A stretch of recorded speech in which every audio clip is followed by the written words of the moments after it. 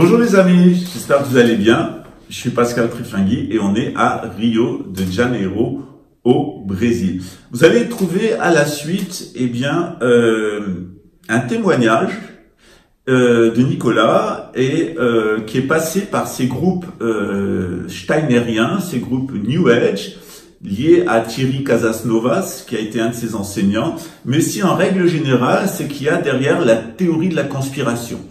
Alors vous le savez, sur notre projet, on a eu quelqu'un qui a essayé d'abord de prendre le contrôle du projet. Lorsque ça n'a pas marché, de le dynamiter. Après n'être pas arrivé à le dynamiter complètement, on est rentré dans une tentative d'assassinat et ensuite dans une cabale judiciaire et médiatique avec de fausses accusations. Sauf que à vouloir en faire trop, quelquefois c'est un peu trop. Et lorsqu'on enquête sur la famille de ce monsieur en Pologne, on a des découvertes qui sont assez intéressantes et qui ne correspondent pas à ce qu'il dit. On a aussi le lieu de naissance qui est assez intéressant. Puis il y a d'autres éléments. Je passe d'ailleurs sur ce que vous allez entendre à la suite et vous allez mieux comprendre l'idéologie steinérienne. J'ai fait une première vidéo où je vous ai expliqué le contexte de l'éco-village. Ensuite, vous avez vu le contexte des accusations, c'est-à-dire l'envers du décor, c'est-à-dire ce qu'ils ont réellement fait. Ensuite, l'idéologie qu'il y a derrière et pourquoi ils sont allés chez Jabba. Ce sont tous des steinériens, c'est-à-dire que l'épouse du militaire a un frère et ce frère est steinérien et pratique la médecine anthroposophique dans le cadre de ses activités de vétérinaire. Donc on est exactement dans le fascisme écologiste naturaliste qui s'oppose au fascisme écologiste industriel, celui du transhumanisme, mais de façon assez illusoire parce qu'en réalité c'est le même groupe et on s'aperçoit que les gens passent de l'un à l'autre et vous allez voir à la suite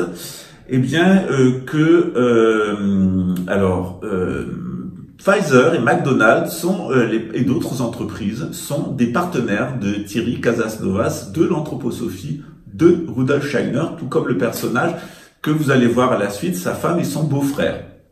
Alors, on est vraiment toujours très embêtés dans le cadre de notre organisation religieuse de tomber sur des gens qui ont un passé délicat, mais après tout, si la personne se repentit, si elle prend la ferme résolution de ne point recommencer, qu'elle répare ses erreurs, ça ne nous pose pas de problème. Au contraire, on est assez bienveillant.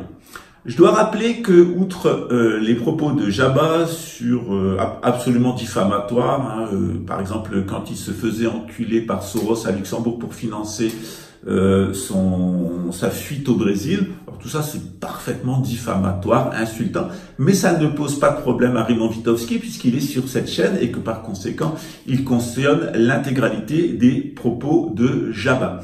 Brésil, témoignage de Raymond Witowski. Mais avant de regarder la vidéo, on va juste vous expliquer 2-3 choses. Donc, la pseudo-éco-village de Pascal Trifingui n'existe même pas. Mais il s'avère que c'est un gros fiasco où il y a 500 000 euros qui a coulé et 100 000 complètement disparus. Et les gens, ils peuvent même pas récupérer justement maintenant les sous qu'ils avaient investis dedans. Tout le monde qui pose des questions reçoit des harcèlements, menaces de mort, menaces de représailles en justice, revanche maçonnique, une fatwa islamique jusqu'à devenir l'antichrist ou le diable en personne. Donc c'est la même technique que Pascal utilise toujours. Le Pascal psychopathe fou furieux au petit flingueur qui parle beaucoup pour rien dire. Pascal qui se met en position de victime utilise toutes les stigmas de la victimisation, tant pour être homosexuel, prétend être juif, musulman, bouddhiste, chrétien, franc-maçon, qui a grandi dans les rituels païens de l'église, visité les jésuites, se vante se faire enculer par George Soros quand il a fait la pute pour récolter de l'argent pour fuir en Brésil, où il n'y a pas d'extradition au Luxembourg pour les procès qu'il attend. Enfin, des rumeurs, il y en a bien encore plus. Après, il se vante de tellement de choses. Tu l'as dit, Jabba, et la vidéo, je l'ai. À quel moment? Je te l'enverrai. Envoie-moi ton image. Non, maintenant. Ici, en direct. Mais je peux pas, j'ai mon ordinateur qui est ici. Tu l'étais pas parce que je l'ai jamais dit. Si, tu l'as dit, Jabba. T'es un menteur? Non, c'est la vérité. Ben, Et si tu le saurais, moi je l'ai jamais jamais dit. dit. Tu l'as dit, Jabba. Mais non, c'est toi qui l'as répété à tellement de fois que toi tu le crois. Non, tu l'as dit, Jabba. Non. Tu as même dit que moi-même j'aurais été victime d'abus sexuels. Mais oui, mais ça c'est très bien probablement, mais tu te rends même pas compte. Non. Parce que l'enculage, c'est de violence. Mais oui, mais t'es un perturbé, mec. Mais voilà, tu le coupes le micro. Non, je coupe le micro à moi pour qu'il n'y ait pas d'écho. Va te faire Donc foutre, les personnes qui ont des rapports, les personnes qui ont des rapports sexuels anaux sont des personnes perturbées. C'est exactement ce qu'il vient de dire. Il vient te dire, les gens qui ont des rapports sexuels anaux sont des personnes perturbées et tu es un perturbé. Quand je vous dis que Jabba est un homophobe, qu'il y a un sérieux problème avec l'homosexualité, c'est normal, parce que dans les écoles Steiner où il a été élevé, les homosexuels sont traités d'Untermensch, c'est-à-dire de sous-hommes. Parce que l'enculage, c'est de violence. Mais oui, mais t'es un perturbé, mec. Parce que l'enculage, c'est de violence. Mais oui, mais musulman, à la fois bouddhiste, à la fois homosexuel, etc., etc. Alors dans mon cas, on a vu que concernant les nazis, l'extermination des juifs, ça marche pas. Parfaitement diffamatoire, insultant, mais ça ne pose pas de problème à Raymond Witowski puisqu'il est sur cette chaîne et que par conséquent, il cautionne l'intégralité des propos de Jabba. Alors le fait est, c'est que j'aurais pu porter plainte pour diffamation, je ne l'ai pas fait. J'aurais pu, avec les preuves dont je dispose, porter plainte en France pour tentative d'assassinat et il se retrouverait avec sa femme et sa maîtresse devant une cour d'assises où il serait jugé par le peuple français. Ça serait d'ailleurs intéressant de voir un naturalisé polonais être jugé par le peuple français, ou en tout cas ce qu'il en reste, ou ce qui serait convoqué au tribunal. J'ai décidé de ne pas le faire. Parce que je pense que en tant que directeur d'une organisation religieuse qui prêche le pardon et la repentance et l'inutilité de fonctionner avec le système, eh bien, je dois être cohérent et donc je ne fais jamais appel à la justice, je ne porte jamais plainte et je n'accrédite pas ce système. D'ailleurs, c'est toujours très intéressant de voir des personnes qui ont travaillé toute leur vie pour le système militaro-industriel et le lobby pharmaceutique et qui, à la fin de leur vie, dans le New Age, se trouvent une sorte de fausse repentance et que dès qu'ils ont des problèmes, eh bien, non seulement ont des comportements qui sont exactement les mêmes que ceux du système, n'hésitent pas à contacter un frère franc-maçon et à jouir de l'influence de la République, n'hésitent pas à contacter certains réseaux, d'ailleurs, d'oiseaux exotiques. Les choses de toute façon sont parfaitement connues et n'hésite pas d'ailleurs à faire des faux témoignages, de fausses accusations et des mises en scène. Sauf qu'il n'y a pas que il y a très peu d'idiots au Brésil et surtout pas dans la police.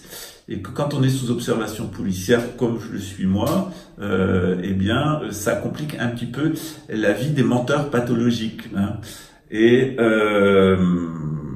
donc Jabba nous dit ce qu'il pense de l'homosexualité, il nous dit différents propos sur moi, il rapporte un certain nombre de propos, sauf que lorsqu'on enquête sur la famille Witowski et ses activités en Pologne, avant la guerre, après la guerre et pendant l'ère soviétique, on tombe sur d'autres informations qui ne correspondent pas.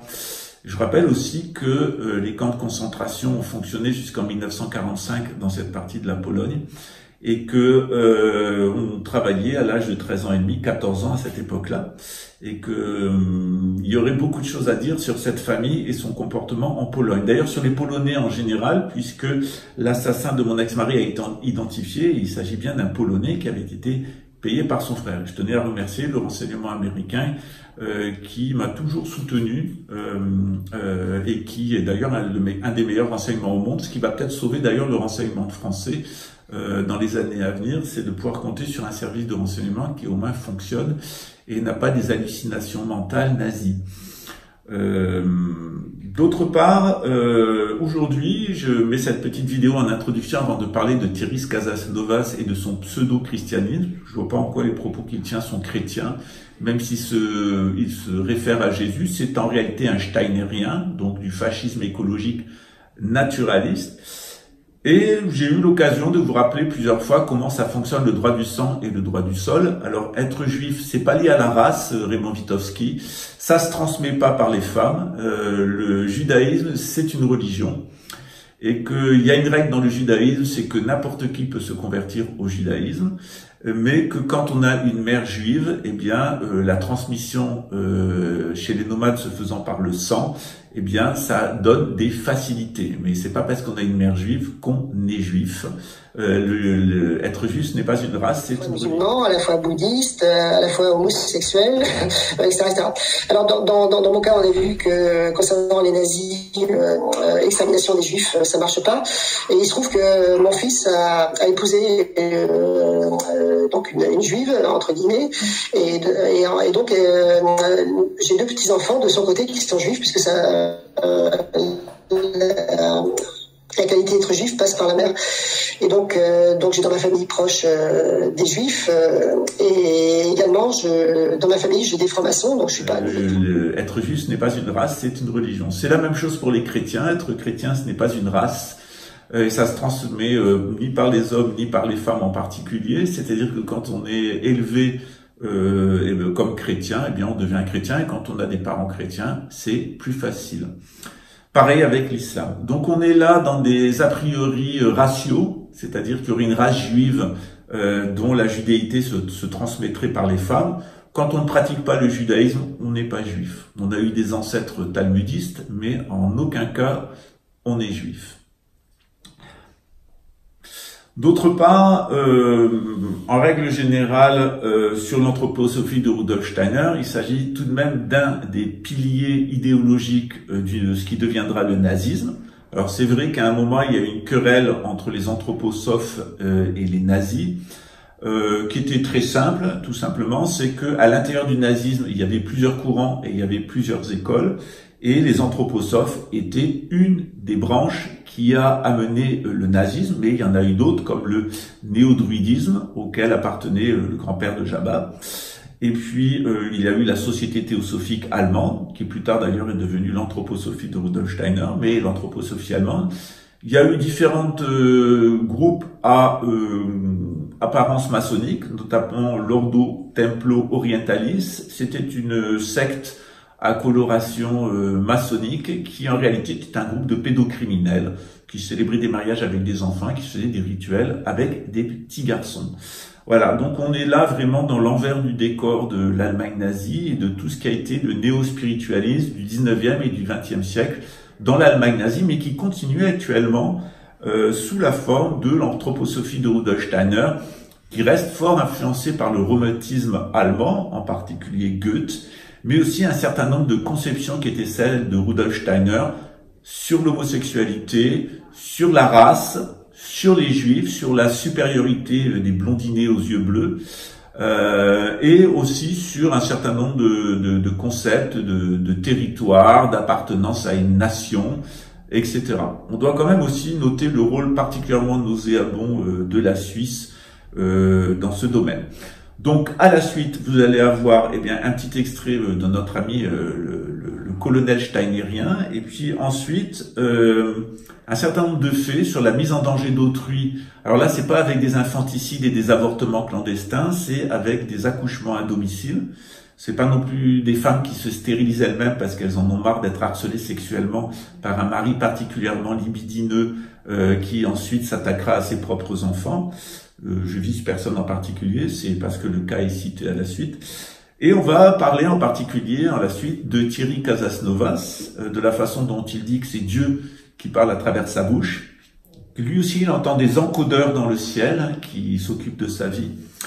Et puis, on va mettre en évidence ses liens avec une société qui s'occupe de sa communication et de la publication de sa nouvelle revue, dont le double est Les Corsaires, une société qui assure le financement des publications d'extrême droite nationalistes, racistes, homophobes et antisémites par des grands industriels, dont Pfizer et McDonald's. Voilà, c'est à la suite et j'espère que ça vous intéressera.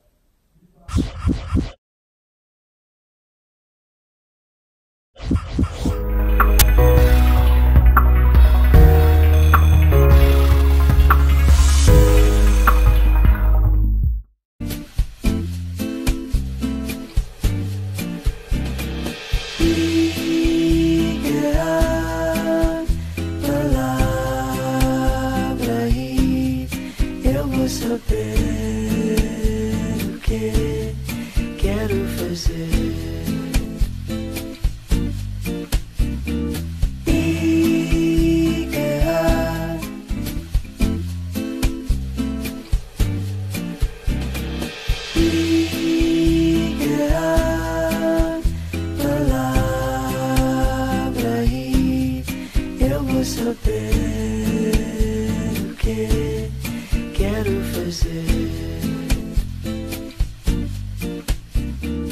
On se retrouve ce soir avec Nicolas André, la main Nicolas. On va enlever les cravates, ça va faire plus décontracté.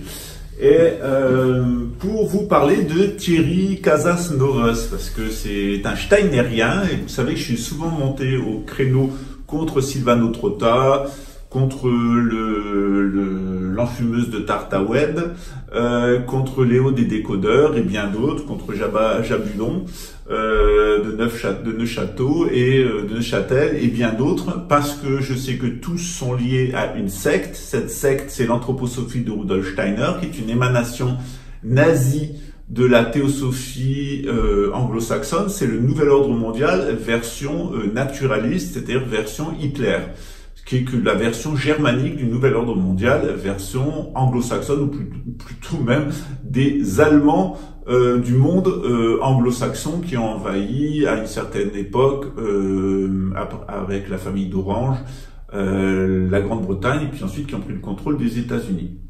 Alors pour commencer, je vais vous montrer que c'est dangereux pour vous de faire confiance à des groupes steinériens. Tout simplement, c'est le cas d'une maman dont on m'a envoyé, donc je remercie Gérard Fauré dans l'espèce, puisque ça vient par un mail dont je sais que c'est un qui l'utilise. Donc ça concerne eh bien ces enfants qui sont ici, et ce qu'on nous apprend, c'est que eh bien ces personnes-là ont pratiqué l'accouchement physiologique par le siège, et les deux enfants eh bien, ont été arrachés à leurs parents par les services sociaux pour cause d'accouchement non assisté à domicile. Vendredi 3 juin, Noémie a choisi de mettre au monde son deuxième enfant, la petite Lou, à son domicile et sans assistance médicale. Elle est donc une naturaliste de ce type fascisme écologique steinérien. Et en règle générale, le Code civil l'autorise, le Code civil de 1804, c'est un droit fondamental, on peut accoucher où on veut et avec qui on veut. La loi est extrêmement claire sur ce point. Pourtant, quand son conjoint Raphaël est allé déclarer la naissance de la fille à la mairie de Vitré en Bretagne, l'officier d'état civil a refusé de l'enregistrer, sous prétexte qu'il n'y avait pas de certificat médical et qu'une déclaration sur l'honneur du père ne suffisait pas. Alors l'article 58 du Code civil stipule pourtant que la naissance de l'enfant sera déclarée par le père ou à défaut du père par les docteurs en médecine ou en chirurgie, sages-femmes, officiers de santé ou autres personnes qui auront assisté à l'accouchement. Mais ça n'a pas empêché le maire de signaler les parents à la PMI.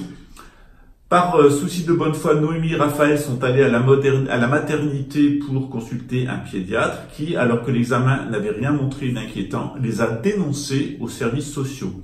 Quelques heures plus tard, on est venu leur retirer la garde de leur fille à grand renfort de gendarmerie. Aujourd'hui, un bébé de 11 jours est privé de ses parents parce qu'ils ont fait le choix de ne pas accoucher à la maternité. Évidemment, cet accouchement dans la nature, cet accouchement selon les modes naturels, c'est une des grands chevaux de bataille des milieux naturalistes, des milieux écologistes, du fascisme écologiste naturaliste, alors que le fascisme écologiste industriel vous oblige à eh bien, vous accoucher à l'hôpital, or de façon médicalement assistée. Cette question, elle est assez importante parce que elle met en cause notamment tous ces milieux de l'anthroposophie de Rudolf Steiner qui sont des grands propagandistes de l'accouchement à la maison. Je dois dire que c'est pas sans risque d'accoucher à la maison. Je pense que c'est même déraisonnable, même si la grossesse est extrêmement bien suivie et même si ça s'est toujours fait dans le passé. on a quand même, grâce au progrès de la médecine, eh bien, des sages-femmes qui sont très expérimentées, parce qu'il n'y a plus de sages-femmes à la campagne traditionnelle, et qu'il faut véritablement avoir une présence médicale au cas où il se passe quelque chose pour l'enfant. On est véritablement, même si la loi l'autorise, dans un cas de mise en danger d'autrui. Et pour la mère. Et pour la mère, la mise en danger de la mère et de l'enfant. Or, à force de nous intéresser aux idées de Thierry Casasnovas, et toi tu as pris des cours avec Thierry Casasnovas de soi-disant naturopathie, on se demanderait bien d'ailleurs qui l'a diplômé,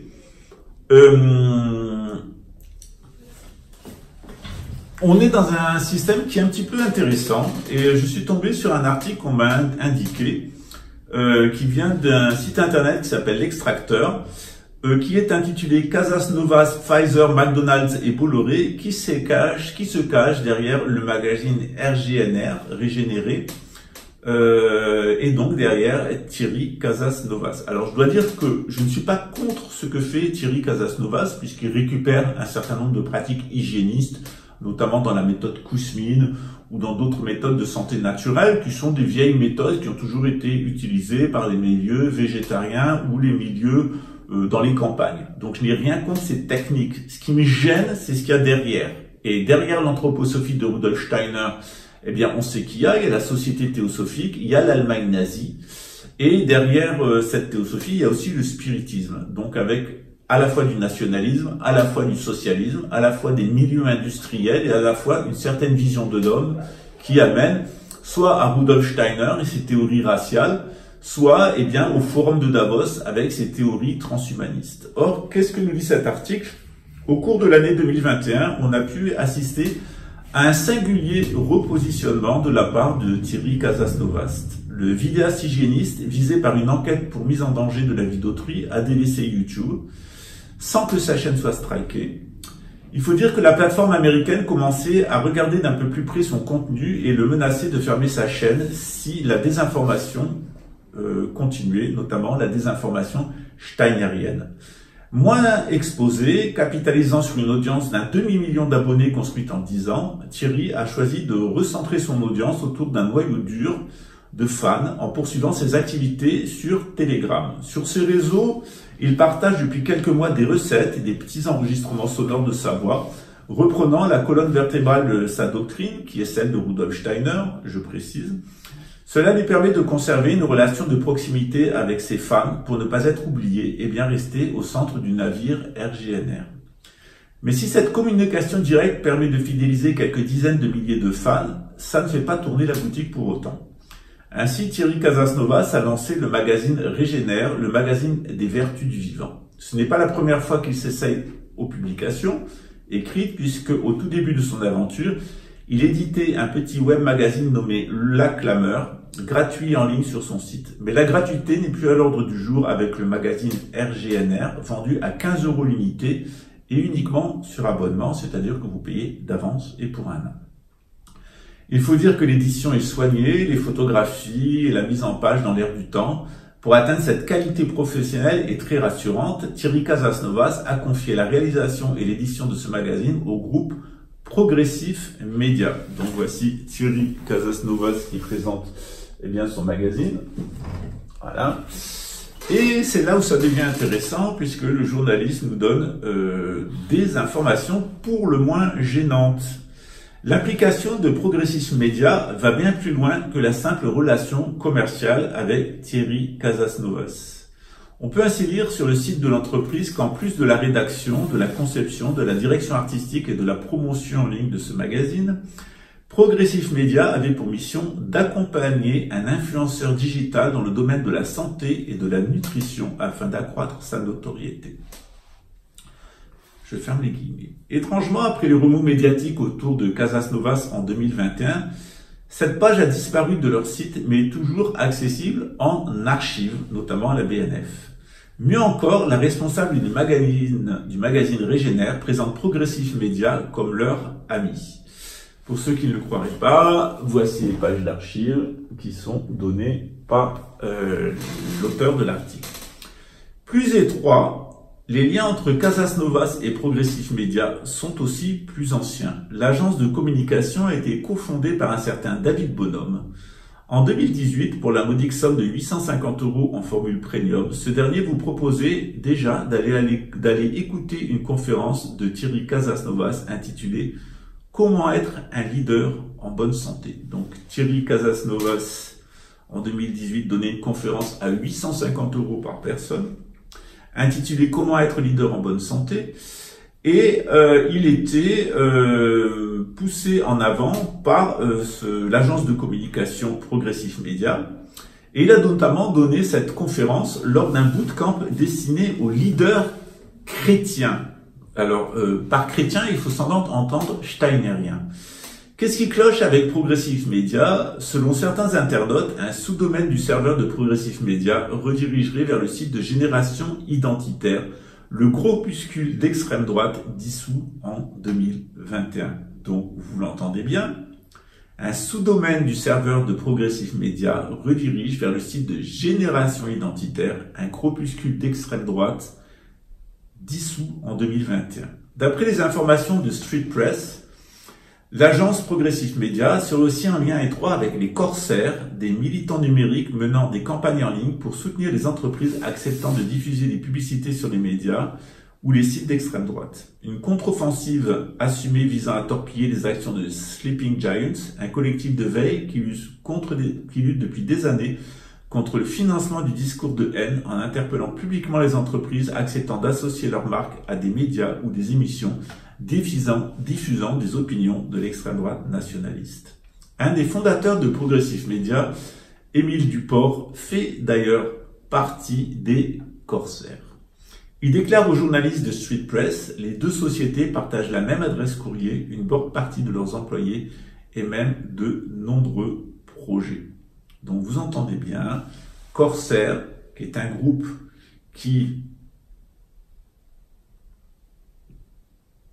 obtient de la visibilité et des financements en tant qu'annonceur pour promouvoir les idées d'extrême droite, est une société qui, avec Progressif Média, qui gère la carrière numérique et la communication de Thierry Casanova, partagent la même adresse courrier, une bonne partie de leurs employés et même de nombreux projets. Alors on ne pourra pas dire que derrière Thierry Casasnovas, il n'y a pas un groupe d'extrême droite nationaliste pro-nazi qui diffuse des idées de haine et qui est directement lié aux idées de l'anthroposophie de Rudolf Steiner. Les corsaires ont pour mission de mener une guerre numérique afin de pousser les entreprises épinglées par Sleeping Giants à continuer d'accepter de collaborer avec les diffuseurs de haine. C'est-à-dire que vous avez une association qui s'appelle Sleeping Giants, qui est plutôt de gauche, qui met en lumière, lorsque des grandes entreprises financent des groupuscules ou des médias d'extrême droite, eh bien, ces gens-là sont attaqués directement par les corsaires, et qui contactent ces entreprises pour leur demander de continuer à collaborer avec les médias porteurs de discours de haine. Cet objectif assumé les a récemment conduits à prendre la défense de Pfizer et de McDonald's, c'est-à-dire que le groupe qui gère la communication et les éditions de Thierry Casasnovas a une société jumelle dans les mêmes locaux avec le même personnel qui s'appelle Corsair, et cette société a pris la défense de Pfizer et de McDonald's. Alors ça, si ça s'appelle pas de la schizophrénie ou du décloisonnement mental, ou de la bipolarité, il faudra me dire ce que c'est. D'ailleurs, quand on connaît un petit peu la psychomorphologie et quand on s'intéresse au discours de Thierry Casasnovas, je dois dire que on comprend très bien ce qu'est une individualité split. C'est-à-dire une individualité comme on rencontre souvent chez les steinériens. Je dois rajouter encore une chose, c'est que la théosophie qui est la maison mère de l'anthroposophie de Rudolf Steiner, avait une autre succursale qui était l'Ordo Templis Orientalis, qui a été fermée pour ses pratiques pédocriminelles. On l'aura compris ici, dit l'article, l'idée de s'assurer que les médias d'extrême droite pourront continuer à se financer grâce à la publicité, notamment des vendeurs de vaccins ou de malbouffe. En aucun cas, il n'est question de défendre des petites PME locales ou des projets alternatifs cherchant à changer le monde. Cocasse quand on connaît les positions de RGNR et de Thierry Casasnovas sur Big Pharma et la malbouffe, de voir son entourage soutenir ces géants de l'industrie pharmaceutique et de la restauration rapide. Ça représente bien sa façon de donner des enseignements. C'est pour ça que j'ai quitté les enseignements, bon, j'en parlerai après. Mais... Je finis juste l'article. Quelque chose de visiblement plus profond que ces discours de façade sont donc rapprocher Thierry Casasnovas, Progressif Média et les Corsaires. Leur plus petit dénominateur commun est peut-être plus religieux que politique. Et évidemment, c'est l'anthroposophie de Rudolf Steiner. L'agence de communication assume pleinement sa mission religieuse, partenaire des leaders chrétiens et à l'initiative du week-end pour les talents qui codent pour Dieu. Ce qui n'est pas sans rappeler les propos de Thierry Casasnovas qui affirmait que Dieu parlait par sa bouche pendant l'enregistrement de ces vidéos. Alors j'ai pu vous démontrer que derrière l'anthroposophie de Rudolf Steiner se cachaient 3 entités. Une entité à proprement démoniaque qu'ils appellent Harriman. Bien entendu, ce qui est visé, c'est Harry d'Angleterre et puis leurs concurrents, les écologistes fascistes industriels. De l'autre côté, il y a Lucifer, le porteur de lumière. Et le dieu secret, le dieu unique de Rudolf Steiner n'est autre que Jabulon, c'est-à-dire un des personnages du satanisme à forme franc-maçonnique, qui est représenté par une chatte noire, c'est-à-dire une ogresse, une sorcière, un dieu barbu avec un œil au-dessus de la tête et une grenouille, qui représente d'ailleurs l'argent. Donc on a les 3 modes d'emprise de Satan sur le monde. Donc Ahriman, la chatte noire, l'avorteuse, d'où à contrario la nécessité de faire des accouchements le plus naturel possible, car dit Rudolf Steiner, ça permet à des entités de la nature de rentrer en contact avec les êtres humains et de pouvoir orienter leur conscience. Et d'autre part, de l'autre côté, la grenouille et l'argent, entre les deux étant le dieu du satanisme à forme maçonnique, Jabulon, ou Jabba Babylone, si vous préférez. Et on est encore là dans le milieu steinérien. Et il faudra pas vous étonner si un pédocriminel de l'armée française, avec sa femme infanticide et avorteuse, est allé faire le show justement à Babylone Decoded. Voilà, donc je le rappelle, Thierry Casasnovas, et je vais vous montrer l'article, c'est dans septicon.fr, qui recense les propos un peu curieux, et qui a consacré une vidéo qui s'appelle Les Déviants, Thierry Casasnovas, le syndrome Jésus, et qui a recensé toutes les fois où Thierry Casasnovas se dit que c'est Dieu qui parle par sa bouche, qu'il est l'envoyé de l'ange de lumière, voilà, et j'en passe des autres, il y en a, vous en avez à peu près 30 minutes, et je vous invite à le voir sur septicon.fr, je vous mettrai la référence en dessous, et ça s'appelle Les Déviants, et c'est une vidéo consacrée à Thierry Casasnovas. Émile Duport, donc de cette fameuse société qui gère la carrière numérique et d'édition de Thierry Casasnovas, était porte-parole de la Marche pour la vie et des survivants de mouvements anti-IVG. À l'époque, il avait été invité sur CNews, il affirmait que l'avortement n'était pas un droit, mais qu'on avortait parce qu'on n'avait pas les ressources spirituelles et psychologiques d'affronter la dureté de la vie. Je dois dire que moi-même, je suis contre l'avortement. Je pense qu'il y a plein d'enfants qui pourraient être adoptés. Ça pourrait être fait dans des conditions dignes. Et par contre, je pense que l'avortement doit être possible lorsque une femme a été agressée sexuellement et qu'elle ne souhaite pas porter l'enfant de son agresseur sexuel, lorsque ça met en danger la vie de la mère ou la vie de l'enfant, bien qu'étant favorable à la vie, eh bien la vie aussi, elle a des conditions pour pouvoir se maintenir et il ne faut pas obliger les femmes à porter des enfants qu'elles ne veulent pas. C'est pour ça que bien que je sois contre l'avortement, parce que c'est très grave de conséquences, je pense qu'il doit être encadré par la loi, encadré par des psychologues et qu'il faut en appeler à la conscience des mères en les éclairant sur les conséquences. Rappelons également que le magazine Society avait révélé l'année dernière l'importance du promoteur du cru à la mouvance évangélique, ayant même proposé des baptêmes lors de ces rencontres de la régénération, car en effet, Thierry Casasnovas avait proposé des baptêmes lors de rencontres de la régénération. Un festival en plein air pourtant censé promouvoir le mode de vie crudivore.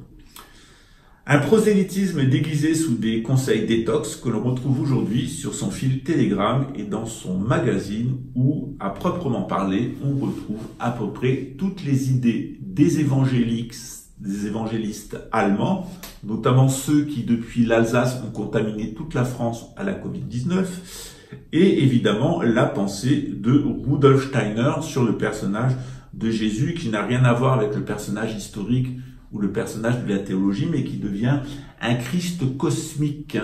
Je suis christique, je suis bouddhique, et la lumière va venir par le prochain envoyé, qui est Lucifer. Je suis léciférique, disait l'enfumeuse de Tartaoued. Voilà. Alors, je vous laisserai consulter l'article parce qu'il est vraiment à lire. Et parmi les groupes défendus par les corsaires, on trouve évidemment CNews de Bolloré. Donc c'est un plus d'être soutenu par McDonald's, Pfizer. Thierry Casasnovas est évidemment soutenu par Vincent Bolloré et le groupe CNews qui appartiennent au groupe Vivendi, qui lui-même appartient d'ailleurs aussi à Bolloré. L'empereur des médias, le fossoyeur des guignols de l'info et de l'information sur Canal+, ce très fervent catholique, mais que l'on dit aussi steinérien, est aujourd'hui un soutien à peine dissimulé à Éric Zemmour, ayant fait de ses chaînes un tremplin pour le candidat d'extrême droite à la présidentielle.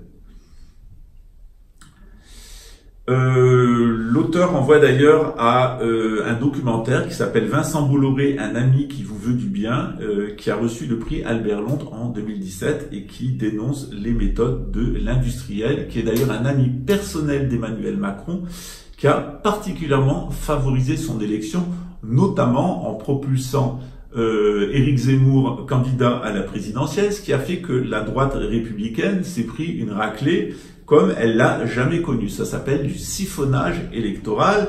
Et évidemment, la candidature d'Éric Zemmour avait précédé un entretien entre lui et Emmanuel Macron à l'Élysée.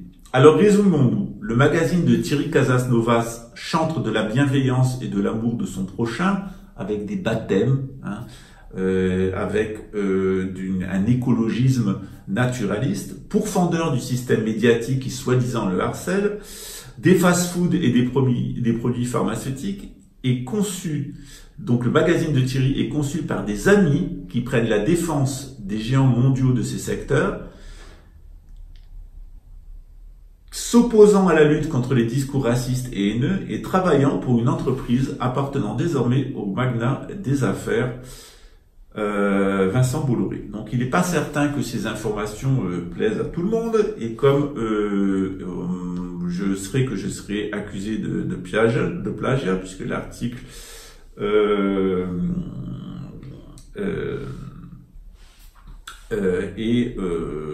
on m'accusera une fois de plus d'avoir plagié un article, mais c'est mon droit de reprendre un article de presse. Je vous propose d'écouter Nicolas, parce que Nicolas, c'est un drôle de rescapé. Nicolas, c'est un rescapé de maltraitance familiale. C'est un rescapé d'avoir fugué de la maison et d'avoir vécu dans la rue en faisant le clown dans la rue. C'est un rescapé des rave parties et de la drogue. Il est ensuite rentré dans l'armée, donc c'est un rescapé de la marine. Et au final, eh bien, avoir traversé toutes ces épreuves, il était très intéressant pour notre projet, parce que comme ayant connu la rue, la drogue, l'armée, et s'étant sorti de l'armée, de la rue et de la drogue, sachant qu'il y a beaucoup de militaires français qui sont drogués, on en reviendra une autre fois, c'est maintenant un fait qui est parfaitement établi, qui fait d'ailleurs l'objet de plusieurs articles de presse dans les médias mainstream, c'est que les militaires français sont drogués. Ils sont drogués aux antidouleurs et ils sont drogués aux anabolisants. Parce que autrefois, le modèle même du militaire français, c'était un peu comme toi, c'est ce qu'on appelait le chat maigre. C'était un homme qui pouvait porter une certaine charge, mais qui allait à la chasse en réalité, qui était agile. C'était le profil du militaire français qui avait fait le succès de l'armée française, notamment dans la coloniale. Sauf que, à force d'être en contact aux côtés des Américains, eh bien, c'est le modèle américain qui s'est imposé, donc des hommes massifs, musclés. Les militaires français ont commencé à se gaver de testostérone, d'anabolisants et d'antidouleurs, à tel point qu'il y a 2 ans, j'avais mis en évidence un article qui montrait que 65% des militaires français étaient des drogués, parfois même avec de la cocaïne, voire avec de l'héroïne, et que cette addiction aux drogues était de plus en plus forte et était devenue une menace. En plus, il y a un autre détail qui est croustillant, c'est que la plupart des militaires français ont utilisé une application gratuite en ligne qui permettait de faire du sport et de contrôler leur rythme cardiaque, etc. Or, cette application, elle était fournie par Apple et par Android sur leur plateforme, et le propriétaire n'était autre qu'une société israélienne qui était une filiale d'une société du Pentagone, ce qui leur a permis ainsi de ficher et de contrôler les activités physiques de l'intégralité des militaires français qui utilisaient l'application, dont pratiquement l'intégralité des gens du renseignement français, ce qui permettait en plus de les localiser à l'étranger. Bravo, la DGSE, il était grand temps qu'elle fusionne avec la DGSI, avec la NSA et avec les grandes oreilles d'échelon, parce que ils n'avaient plus rien à vendre, puisqu'ils s'étaient déjà vendus. Voilà. Alors tu vas nous parler maintenant non pas de la rue, non pas de la drogue, non pas de l'armée, mais on en reviendra une autre fois, mais de Thierry Casasnovas. Alors j'ai annoncé aussi une vidéo de Witowski, que j'avais fait à Witowski à Paraty, où il nous explique les ondes scalaires, où il nous explique les tours Gwen, et il nous explique qu'il avait travaillé dans le système de psychotronique qui lui avait été présenté par l'armée comme un moyen d'imposer la volonté de l'armée à des populations rétives. Alors je vous laisse imaginer qui sont les populations rétives et quelle est la volonté de l'armée. Jusqu'à présent c'était la volonté de l'armée en dehors de France. Maintenant, c'est la volonté de l'armée en France, puisqu'Emmanuel Macron, le lundi matin, va au Conseil interarmé avec l'OTAN et il prend ses directives en matière de suivi de la crise sanitaire. À toi pour Thierry Casasnovas, excusez-moi. Ouais. Alors Thierry, pourquoi j'ai été prendre les enseignements de l'hygiénisme de Thierry, Ça se fait à distance, j'étais pas forcément à un stage en présentiel. C'est que c'était à peu près en 2010, j'ai fait le choix de faire une association très forte dans le chemin de l'hindouisme, et dans mes recherches liées à mes addictions passées, je voulais comprendre les mécanismes physiologiques, et j'ai trouvé que ces explications sur YouTube, sur internet étaient très claires, avec les vidéos conseils qui donnaient sur comment faire des jus et se nettoyer, se purifier son corps avec ces jus. Moi, j'ai regardé et ça m'a rappelé beaucoup les cours que j'avais eus avec le docteur Kousmine. Ouais. Dr. Kousmine. Et je me suis inscrit à un cours de Thierry où j'ai reçu une 20aine de vidéos, donc presque 30 heures de cours. Et j'ai commencé à étudier tout seul chez moi. Et puis à continuer mon ascèse avec les jus et changer mes rythmes alimentaires. Donc là où j'ai commencé à avoir la puce à l'oreille de ce que Thierry apportait en information, c'est dans ses cours qui commençait à parler de la médecine ayurvédique. Dans ses propos sur la médecine ayurvédique ou la médecine chinoise, quand on parlait de présence liée à l'énergétique, liée à la présence traditionnelle du côté extrême oriental, il était très dérangé et il avait des propos très, très fermés. Alors c'était toujours respectueux, mais c'était des blagues d'un certain humour noir qui décrédibilisait en fait toute la tradition ayurvédique. Et là, je me suis dit, tiens, je vais prendre un certain recul avec ces enseignements. Il faut savoir que Nicolas comme moi, on a fini par, enfin moi j'ai commencé par ça, mais par connaître les enseignements de Deepak Chopra, qui lui est un grand spécialiste américain d'origine indienne de la médecine ayurvédique.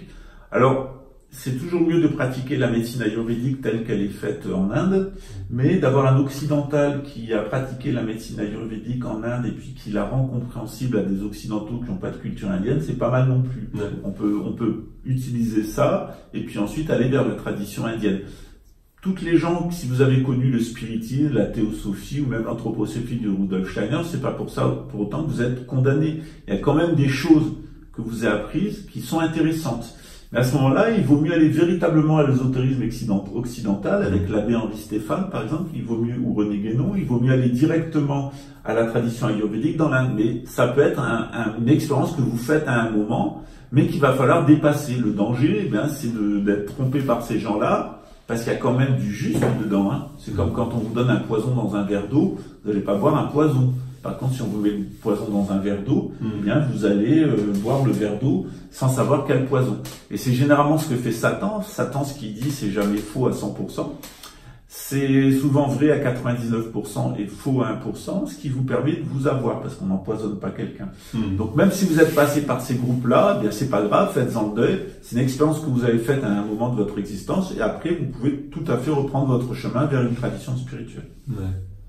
Donc en parallèle, je voulais comprendre pourquoi la naturopathie hygiéniste qui parle d'iridologie, de physiothérapie, aussi au niveau des plantes, la phytothérapie ou les huiles essentielles avec certaines pratiques d'alimentation, comme aussi le jeûne, que Thierry parle beaucoup du jeûne.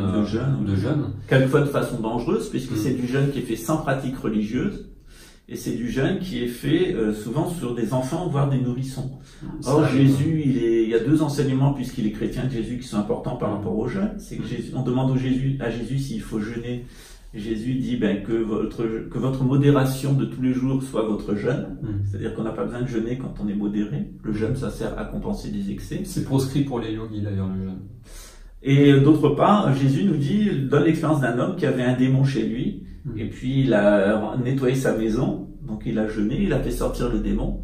Et puis le démon est sorti, puis il est allé chercher 6 autres démons, ils sont revenus à 7 et ils lui ont mis un bordel dans la maison qui n'était pas possible, et la situation de l'homme était pire. Et c'est très certainement ce qui arrive lorsque vous faites du jeûne déspiritualisé, encore pire dans un cadre steinérien, c'est que vous allez vous sentir mieux au moment du jeûne, et puis après, vous allez subir des attaques démoniaques qui sont encore plus fortes. Et je peux en témoigner, c'est ce qui m'est arrivé.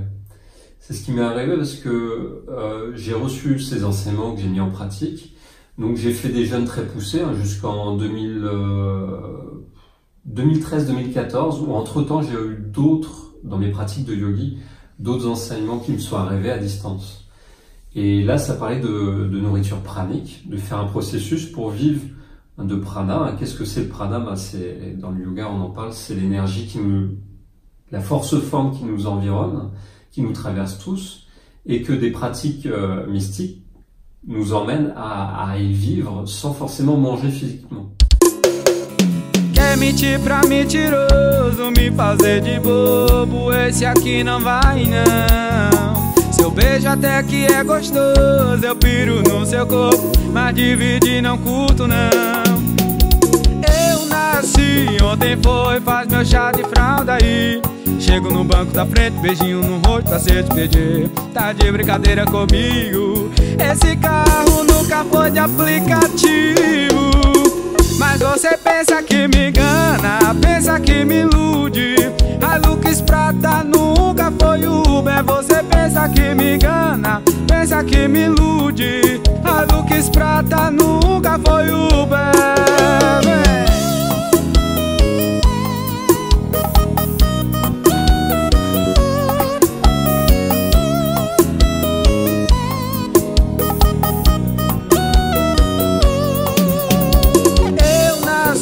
Ontem faz meu chá de fralda aí. Chego no banco da frente, beijinho no rosto pra se despedir. Tá de brincadeira comigo, esse carro nunca foi de aplicativo. Mas você pensa que me engana, pensa que me ilude. A Lux Prata nunca foi Uber. Você pensa que me engana, pensa que me ilude. A Lux Prata nunca foi Uber. Você pensa que me engana, pensa que me ilude. A Lux Prata nunca foi Uber. Você pensa que me engana, pensa que me ilude.